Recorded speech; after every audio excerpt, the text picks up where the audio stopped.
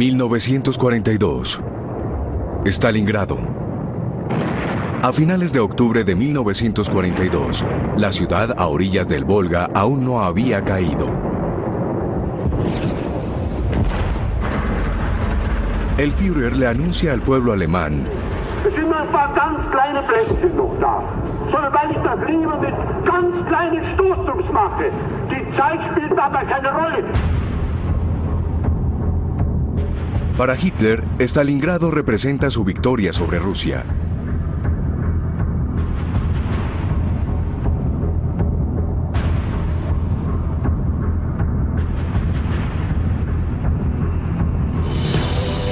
Apocalipsis. La Segunda Guerra Mundial.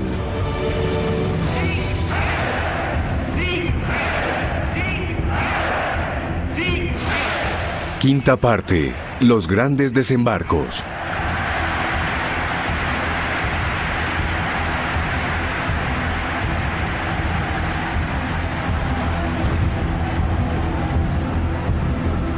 Después de 2 años de combatir en Rusia, los alemanes amenazan con vencer al gigante oriental.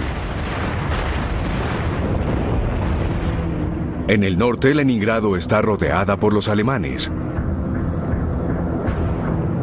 Ya pasó 1 año desde que los alemanes entraron a esta ciudad norteña.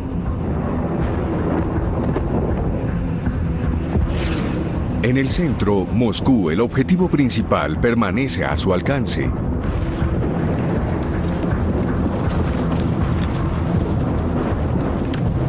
En el sur, la marcha hacia los campos petrolíferos de Bakú llegó a un alto en las montañas del Cáucaso. En Stalingrado, los soviéticos defienden con éxito su territorio. Contrario a las declaraciones de Hitler, los barcos soviéticos siguen cruzando el Volga trayendo refuerzos. Todos los días, miles de jóvenes rusos, a veces sin ningún arma o entrenamiento militar, desembarcan en las orillas del río. Los que pretenden escapar a las balas alemanas son ejecutados cruelmente por los comisarios políticos.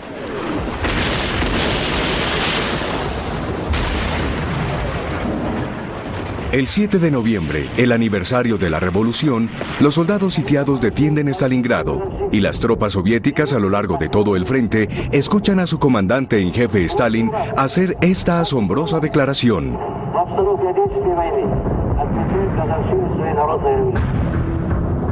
Y de hecho, el general Zhukov, el hombre que salvó Moscú, planea mantener esos focos de resistencia combatiendo hasta el final para retener las tropas alemanas del general Paulus dentro de Stalingrado.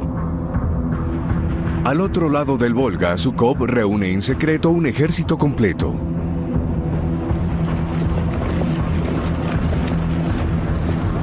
El país fue asolado, perdió 1/4 de su territorio, pero toda la Unión Soviética se esfuerza por suministrar grandes cantidades de equipo a este nuevo ejército. Las fábricas que fueron reubicadas y reconstruidas detrás de los montes Urales operan las 24 horas del día. En esta tentativa se sacrificarán vidas. Invierno de 1942. Las mujeres que trabajan en estos congelados y a veces crueles talleres tienen frío y hambre. Muchas morirán de agotamiento. Pero la producción industrial del país aumentará 10 veces. Los Estados Unidos proporcionan una gran cantidad de ayuda a la Unión Soviética.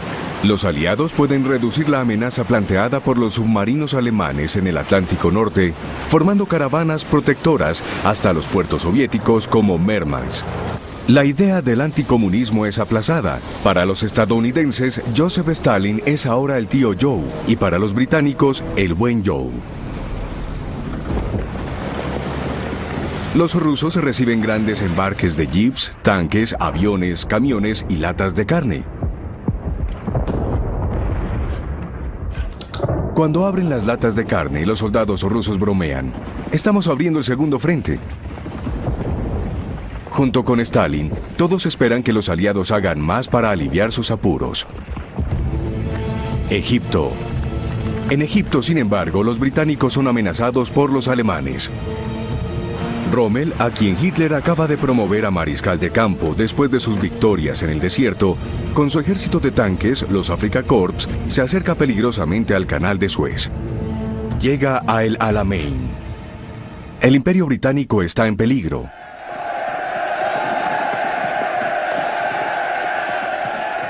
El primer ministro británico Winston Churchill llega para animar a su ejército en el desierto.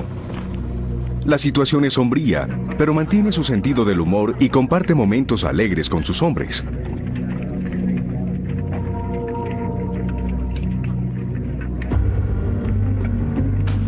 A su vez, se recupera de su primer infarto. Se reúne con el recién nombrado general Montgomery. Montgomery no fue la primera opción de Churchill. Y todos estos soldados en el desierto están un poco preocupados. Británicos, australianos, neozelandeses, sudafricanos y miembros de las fuerzas francesas libres. En cuanto llega, Montgomery, el hijo de un clérigo, ordena imponer un nuevo programa de reglas estrictas y disciplina. Es cauto. Espera que su ejército sea superior en cuanto a hombres y equipo, fortalecido con los nuevos tanques estadounidenses Sherman, fabricados para dar velocidad y fuerza. El Alamein, 23 de octubre de 1942. Montgomery lanza su ofensiva con una barrera de artillería preliminar, seguida por un ataque masivo con tanques. Pero el cañón antiaéreo alemán Flak 88 causa graves pérdidas. Los soldados de Rommel contraatacan implacablemente.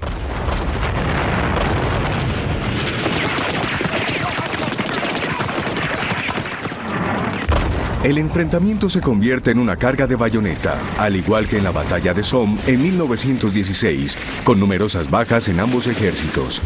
En este juego mortal, el bando con más hombres es el que gana. En una carta a su esposa, Rommel escribe: "Estamos siendo aplastados por el peso del enemigo".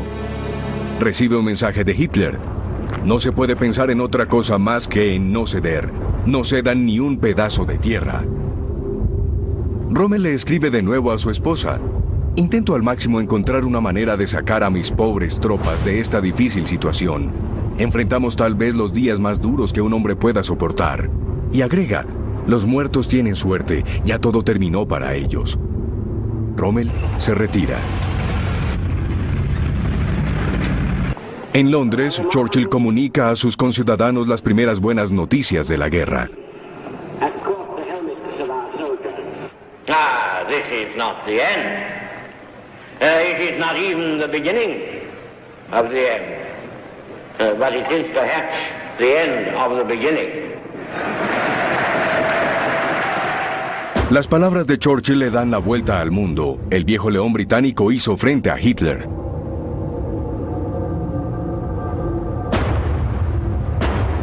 De vuelta en su cuartel general, la Cueva del Lobo, Hitler expresa su desdén. Dice: "Solo es un retraso. La guerra seguirá".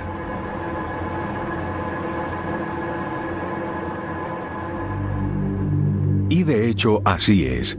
Los aliados abren un nuevo frente al norte de África, un primer paso hacia el control del Mediterráneo. Como en 1917, las tropas estadounidenses cruzan el Atlántico. El escritor francés Antoine de Saint-Exupéry, que estaba exiliado en Nueva York, regresará de los Estados Unidos en una de estas caravanas militares. El autor de El Principito escribe: "Amigos de Estados Unidos, me gustaría poder hacerles cabal justicia. 50,000 soldados irán a la guerra, no por su país, sino por la humanidad, por el respeto humano, por la libertad humana y por la grandeza humana".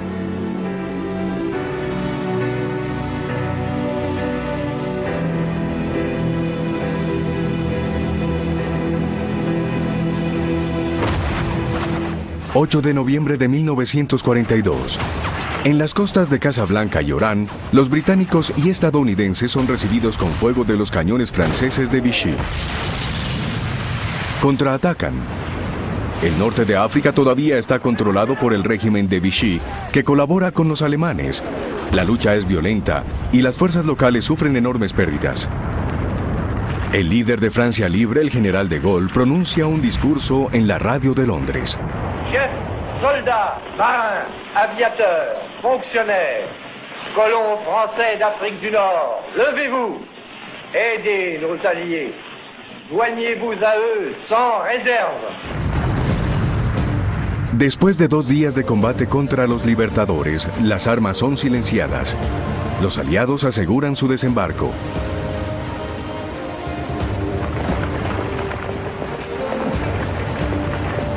Argel. En Argel, el pragmático comandante en jefe estadounidense, el general Eisenhower, negocia con el comandante del ejército del régimen de Vichy, el almirante Darlan. Darlan es uno de los colaboradores más empecinados de Francia e incluso conoce a Hitler en persona. Decide cambiar de bando y las fuerzas francesas en Argelia y Marruecos se unen a los aliados. Unas semanas después, Darlan es asesinado por un combatiente de la resistencia francesa. Muchos de los franceses en el norte de África reciben calurosamente a los soldados estadounidenses. Los suavos y el ejército francés de África también sienten alivio. No querían dispararles. De hecho, pronto lucharán hombro a hombro con ellos, como casi todos los colonos franceses. También los soldados indígenas, como eran llamados en ese entonces, los integrantes de las unidades marroquí y argelina. El eje fascista anticipó que los aliados entrarían a Túnez, un territorio controlado todavía por el régimen de Vichy, y esto permite que los alemanes se queden.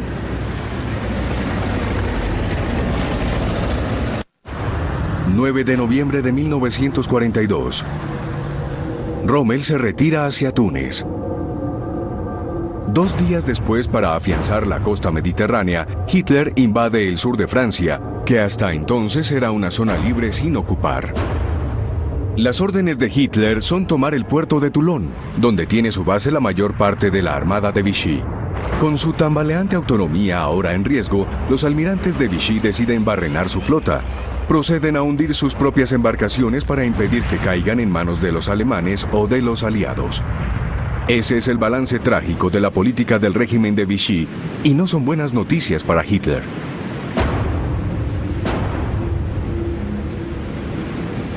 Con la llegada de los alemanes, los judíos que se esconden en los focos restantes de la resistencia francesa tienen pocas posibilidades de sobrevivir. En medio de una siniestra atmósfera de redadas y denuncias en toda Europa, los niños son salvados por familias valerosas.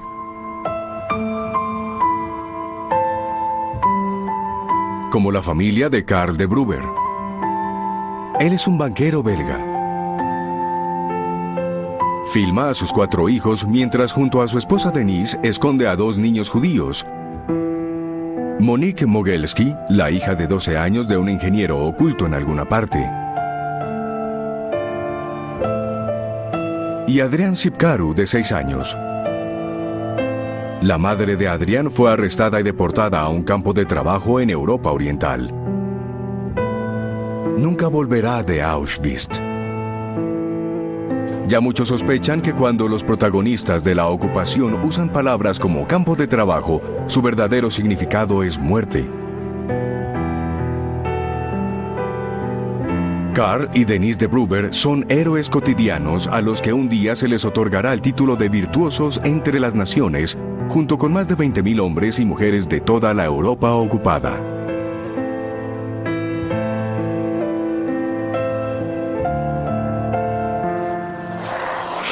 Frente de Stalingrado, 18 de noviembre de 1942.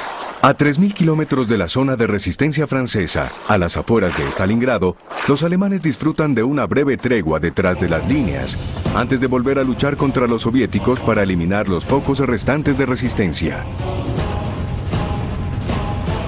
Los flancos del ejército alemán son defendidos por unidades de los países satélite del Reich, rumanos, húngaros e italianos, que no tienen la más mínima idea del peligro que acecha a la vuelta de la esquina.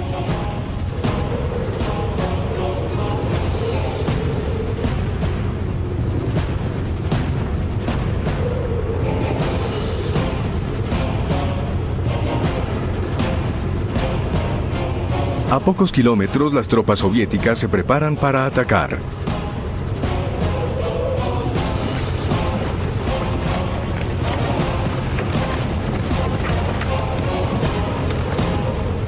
Están listos para luchar y hay más de 1 millón de ellos.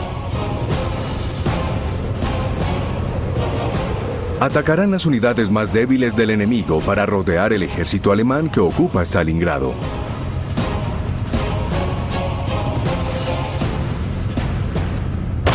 ...19 de noviembre de 1942... A las 7 de la mañana los soviéticos arrasan las líneas enemigas, atacándolas con lanzacohetes que ellos llaman los órganos de Stalin.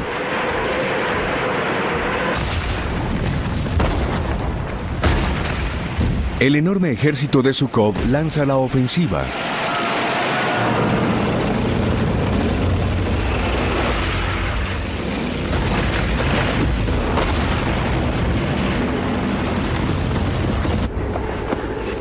Los húngaros no tienen suficiente munición. Los rumanos no tienen ninguna arma antitanques. Ellos, así como los italianos, pierden a muchos de sus hombres.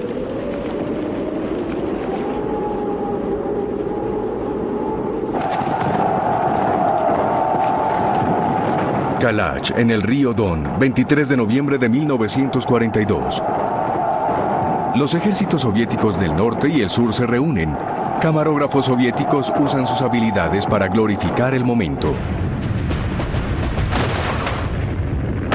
Los alemanes ven cómo los tanques soviéticos cierran el círculo a su alrededor.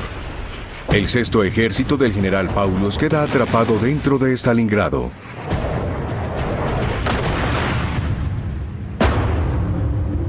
Hitler está en el Berkhof, su retiro en Berchtesgaden, en los Alpes bávaros, donde le informan de la ofensiva soviética. Su reacción inmediata es esconder estas noticias del pueblo alemán.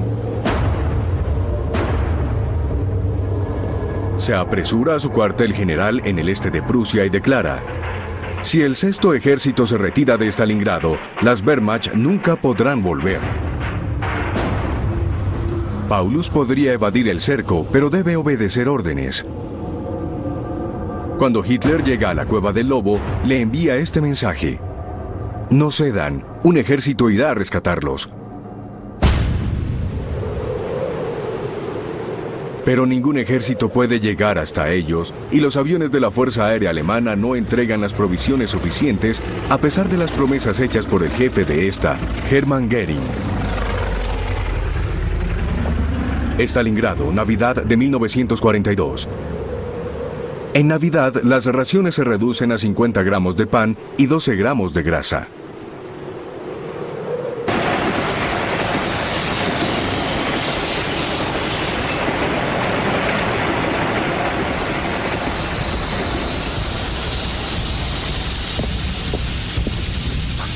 Mussolini, que acaba de perder un ejército en Stalingrado, busca la manera de volcar la atención alemana hacia el norte de África.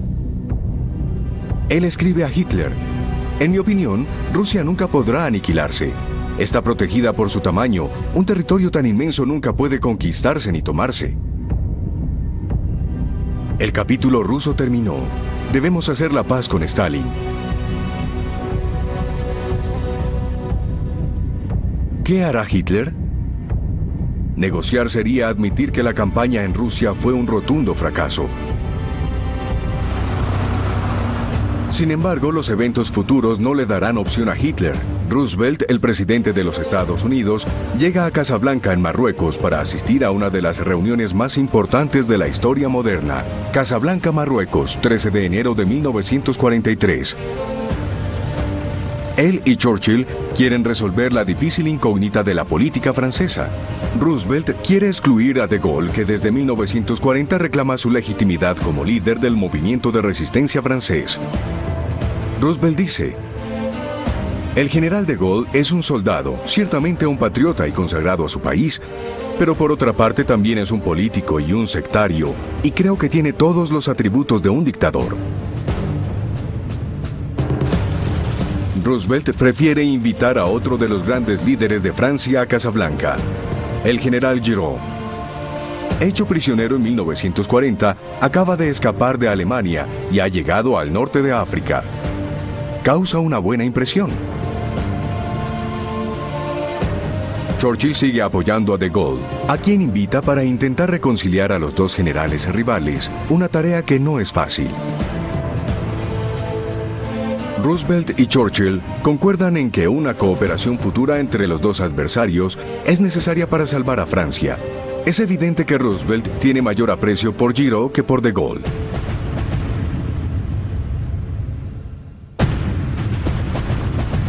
Luego, en la conferencia de prensa de clausura, Roosevelt y Churchill hacen una declaración de suma importancia. Con gran vehemencia pronuncian las palabras que de aquí en adelante se volverán el credo de los aliados: rendición incondicional de Alemania, Japón e Italia.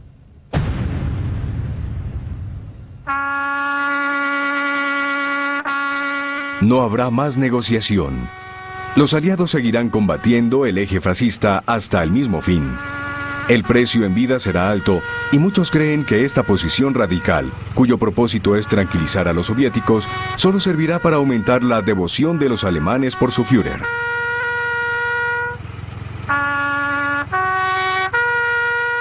Stalin está satisfecho. Temía que Hitler concluyera una paz separada con los aliados para orientar todas sus fuerzas contra Rusia. Lanza su ofensiva para aniquilar la bestia que todavía acecha en las ruinas de Stalingrado. 22 de enero de 1943.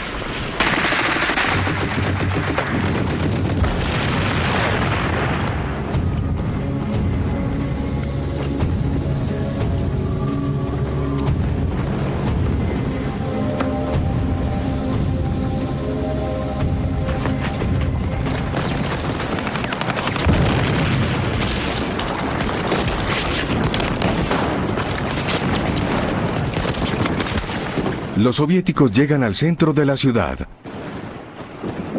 Más allá de la bandera roja está la tienda Univermag, donde el comandante del Sexto Ejército, el general Friedrich Paulus, se atrinchera. Sus hombres se rinden.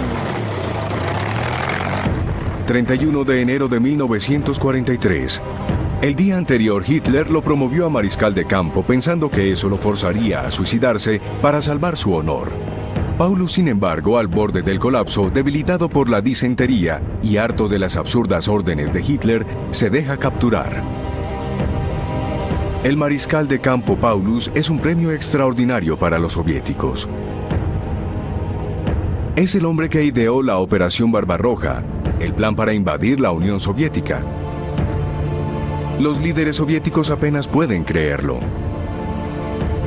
Paulus colabora con los soviéticos y testificará en los juicios de Nuremberg contra sus otrora comandantes, como Kittel.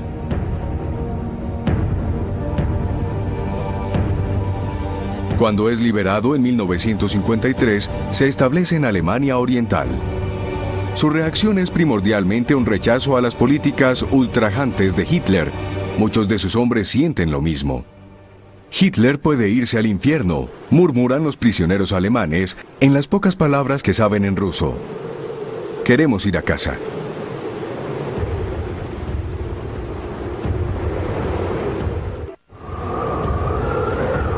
Solo podemos imaginar cómo se sintieron las personas en los países ocupados.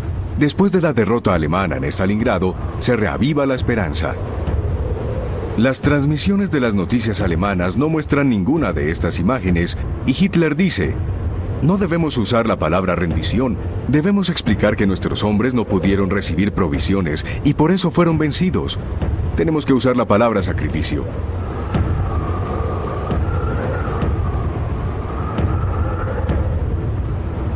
Los nazis quieren convertir este desastre nacional en una oportunidad para estimular al pueblo alemán. Berlín, Palacio de los Deportes, 18 de febrero de 1943. El ministro de Propaganda Goebbels asume la tarea de encaminar toda la energía y recursos de la nación hacia este fin.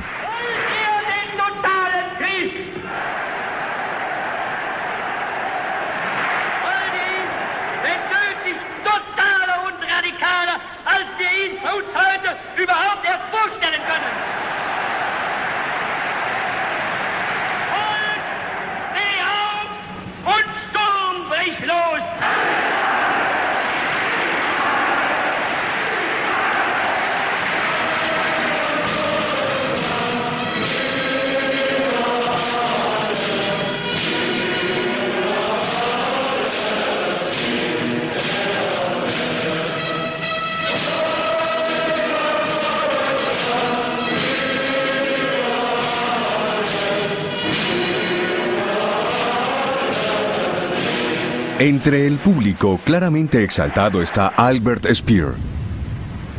Dotará a Hitler con los medios para implementar la guerra total. Hitler lo llama su único amigo. Este arquitecto de 38 años, constructor de los edificios megalómanos del Führer, fue nombrado ministro de armamentos.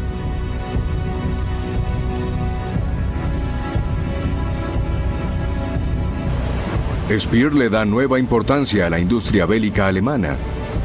Es un avesado organizador y sobre todo es un nazi incondicional. Bajo sus órdenes, millones de extranjeros o civiles judíos serán acorralados y trabajarán hasta el agotamiento o la muerte. Después de Rusia y Polonia, la Francia ocupada es el país que suministra el mayor número de obreros a los nazis.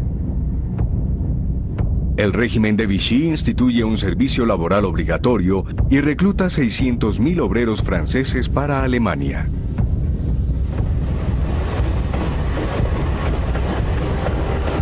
Los que quieren evadir este servicio se van a los bosques y se unen al movimiento de resistencia.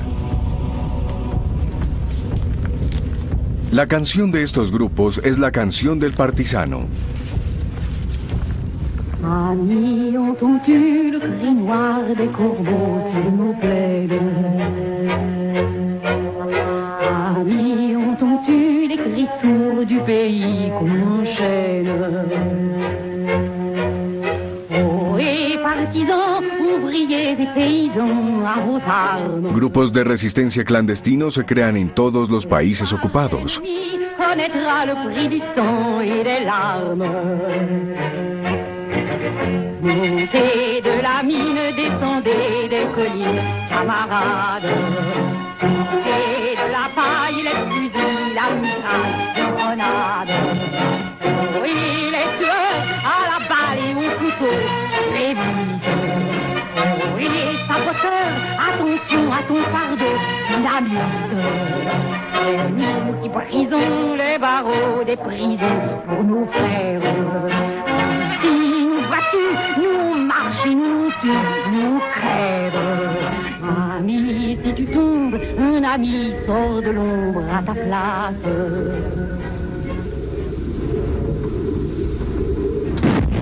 Polonia.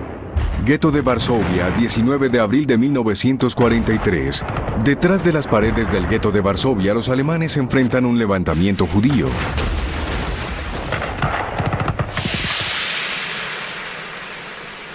Antes de la guerra, el gueto de Varsovia era un distrito activo, abierto, filmado en color aquí por un turista estadounidense.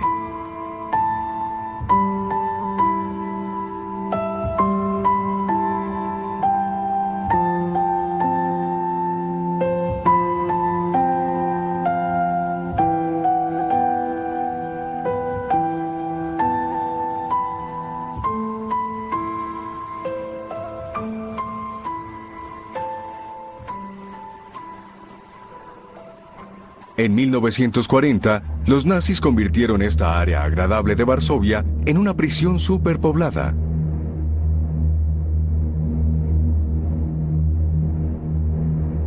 Esta mujer grita de dolor mientras lleva por las calles a su hijo muerto.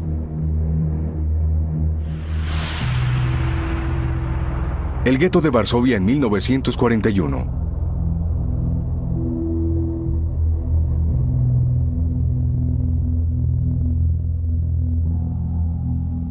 El gueto en 1942.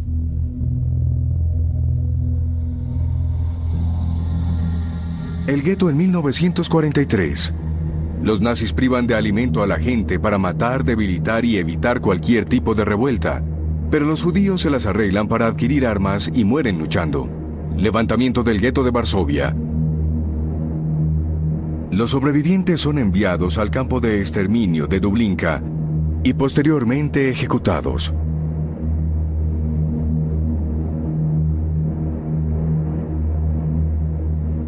El gueto es arrasado.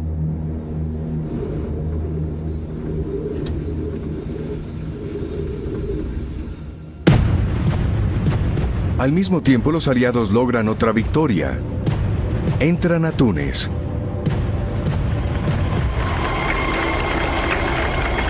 ...7 de mayo de 1943... Detrás de estas puertas, los alemanes ya comenzaron políticas para perseguir a los judíos en Túnez durante su corta ocupación. Los judíos aprovechan la oportunidad para quitarse sus estrellas amarillas.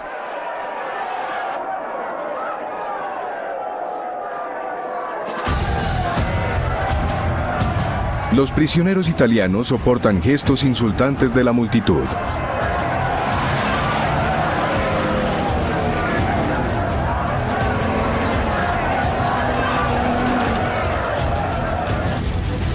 Rommel, que todavía está en Túnez, es filmado por un oficial alemán antes de abordar uno de los últimos aviones que parten hacia Alemania. En marzo de 1943 escribe: recibí instrucciones para tomar una licencia por enfermedad y recuperar mi salud. Todos mis esfuerzos por salvar a mis hombres y llevarlos de vuelta al continente han sido infructuosos. El cuartel general del Führer emitió órdenes de mantener en total secreto mi regreso a Alemania. Mi reputación militar todavía sirve como un disuasivo.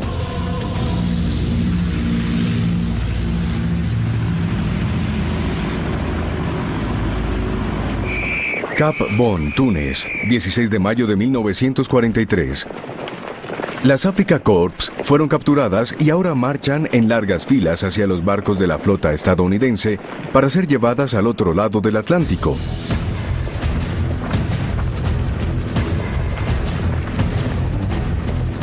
Durante la guerra, 380.000 alemanes serán enviados a Canadá y los Estados Unidos, de donde es imposible escapar.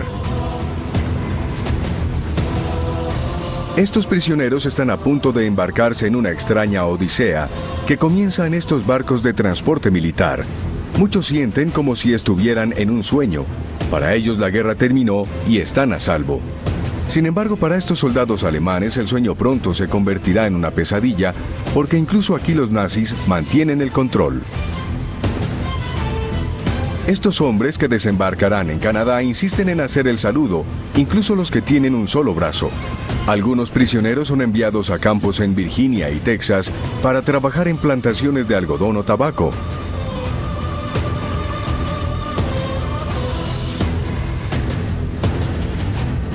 En estas barracas, la ley nazi sigue aterrorizando a los prisioneros.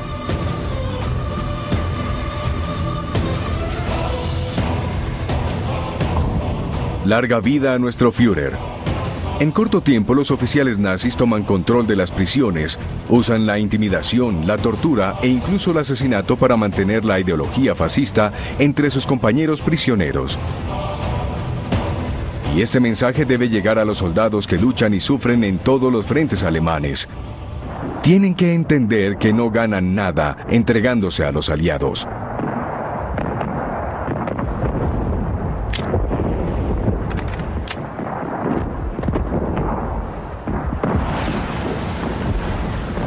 En el frente oriental, desde la caída de Stalingrado, las Wehrmacht no son las mismas.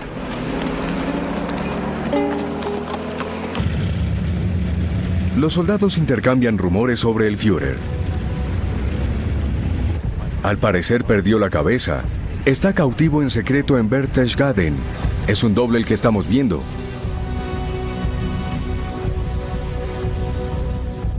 Pero no, Hitler es filmado aquí en Berchtesgaden por su amante Eva Braun. Desde las derrotas de sus ejércitos en Stalingrado y el Alamein ha cambiado. Su famoso bigote se encaneció. Uno de sus generales, von Senger, se estremece con su apariencia. Dice, su piel estaba flácida. La mirada en sus ojos azules, que tanto cautivó a las multitudes, estaba enrojecida por el insomnio.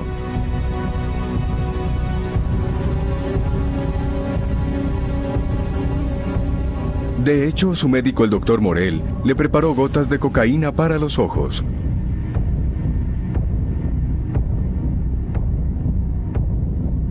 Morell es filmado aquí el 20 de abril de 1943 con los secretarios y amigos cercanos que vinieron a desearle un feliz cumpleaños al Führer. Cumplía 54 años. Morell logra mejorar su aspecto para las ceremonias. Hitler, sin embargo, tiene cuidado de mantener su brazo izquierdo bajo control. Tiende a temblar. Ya está mostrando señales de la enfermedad de Parkinson.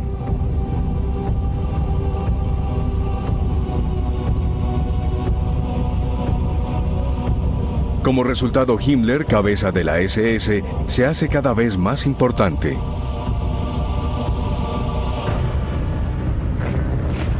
Las SS, cuyos reclutas provienen ahora de las juventudes de Hitler, empezaron como el Schutzstaffel, el escuadrón de protección para los oficiales nazis. Después proporcionaría los guardias para los campos de concentración. Las SS crearon su propio ejército, las Waffen-SS. En el futuro, estas tropas de élite, bajo las órdenes de Himmler, se espera que reemplacen a las Wehrmacht, que ya no son consideradas completamente leales. Cada vez más Himmler recluta en los países ocupados fanáticos como estos SS bosnios.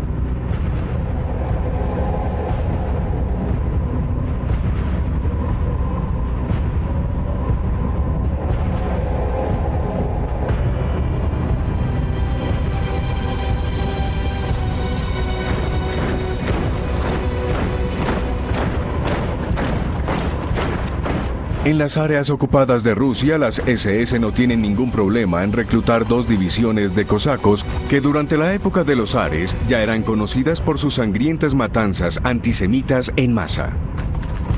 Formarán la temible División 15 del Cuerpo de Caballería de las SS.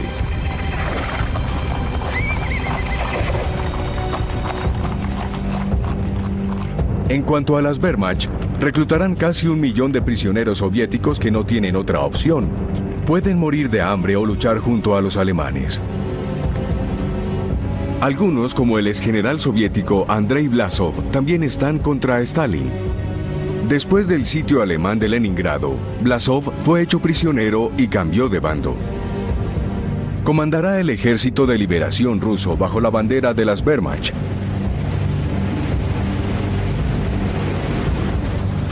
Los alemanes dotan a su legión extranjera con el mejor equipo, como el tanque Tigre diseñado por el brillante ingeniero Ferdinand Porsche.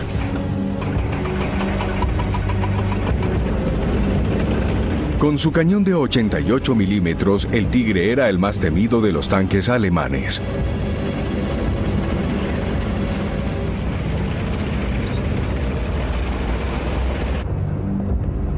Como resultado, de vuelta en la Cueva del Lobo, Hitler empieza otra vez a tener esperanzas. Ahora puede renovar su obsesión por destruir el Ejército Rojo. Quiere atacar en Kursk. Los rusos avanzan hacia las líneas del frente y Alemania lanza una masiva ofensiva de verano, la Operación Ciudadela, la batalla de tanques más grande de la historia. 2.700 de estos vehículos bélicos alemanes se preparan para enfrentar a 3.600 tanques soviéticos. La superioridad técnica del Tigre alemán parece ser abrumadora.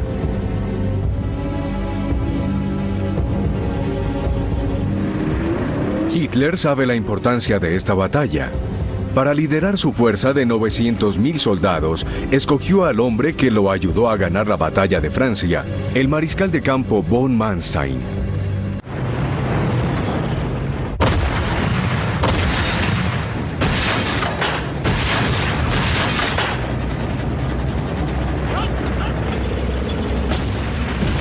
La ofensiva desplegada por los tanques Tigre avanza a través de las líneas soviéticas, pero encuentra una fuerte defensa antiacorazados montada por los soviéticos, a la que se suman grandes cantidades de tanques.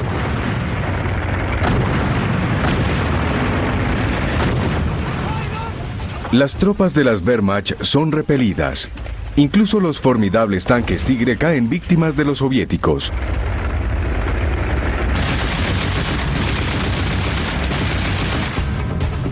Y los soviéticos tienen un arma secreta.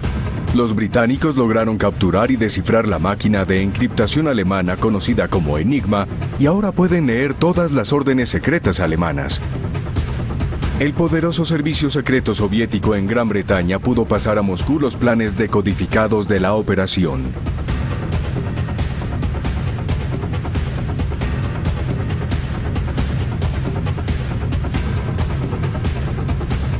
Esta guerra también es una guerra de espionaje.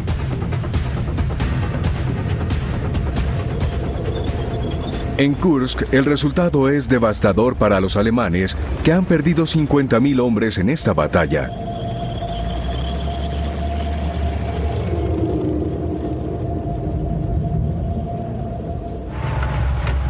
Von Manstein quiere refuerzos para continuar su ofensiva. Está esperando a Hitler.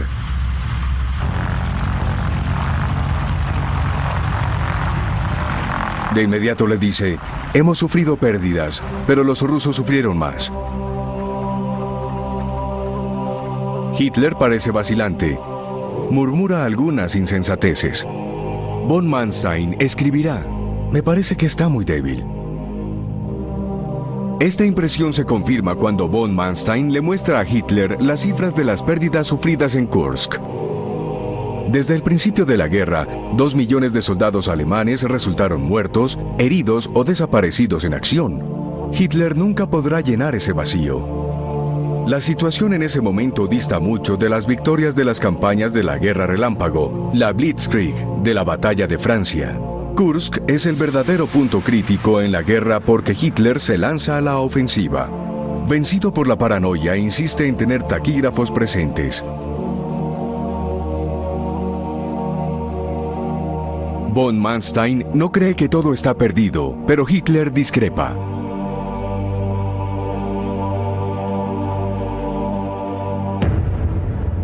Von Manstein le implora que continúe la ofensiva. Hitler se niega. La batalla de Kursk termina. Para Hitler, la prioridad es enviar refuerzos a Sicilia, donde acaban de desembarcar los aliados. La situación es muy tensa. Las cosas pasan rápido. Sicilia, agosto de 1943. Lo único que Hitler puede hacer es intentar detener el avance de los aliados. Pero no puede evitar la caída de Mussolini, que lleva a Italia a la rendición y a un cambio de bando, 11 de septiembre de 1943.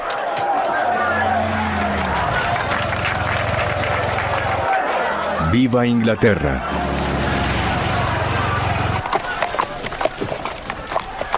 El nuevo gobierno italiano encarcela a Mussolini en las montañas. Hitler envía una unidad de comando aéreo a rescatarlo. Hitler quiere a Mussolini de vuelta en el poder. Lo envía de regreso a Italia para restablecer su régimen fascista con ayuda del ejército alemán. Los alemanes invaden Italia y no dudan en matar a sus antiguos aliados que intentan resistirse. De inmediato los alemanes empiezan a perseguir a los judíos en Roma, Milán, Génova, Florencia y Trieste. La mayor preocupación de Hitler es evitar cualquier desembarco aliado en Italia y sobre todo en Francia. Esta es la idea detrás de la Fortaleza Europa, cuyo emblema es la muralla del Atlántico, un impresionante sistema de fortificaciones que se extiende desde Noruega hasta la frontera española. Rommel es encargado de defender la Fortaleza Europa. Dice: es absolutamente necesario repeler a los británicos y estadounidenses de las playas. Después será demasiado tarde. Las primeras 24 horas de la invasión serán decisivas. Será el día más largo.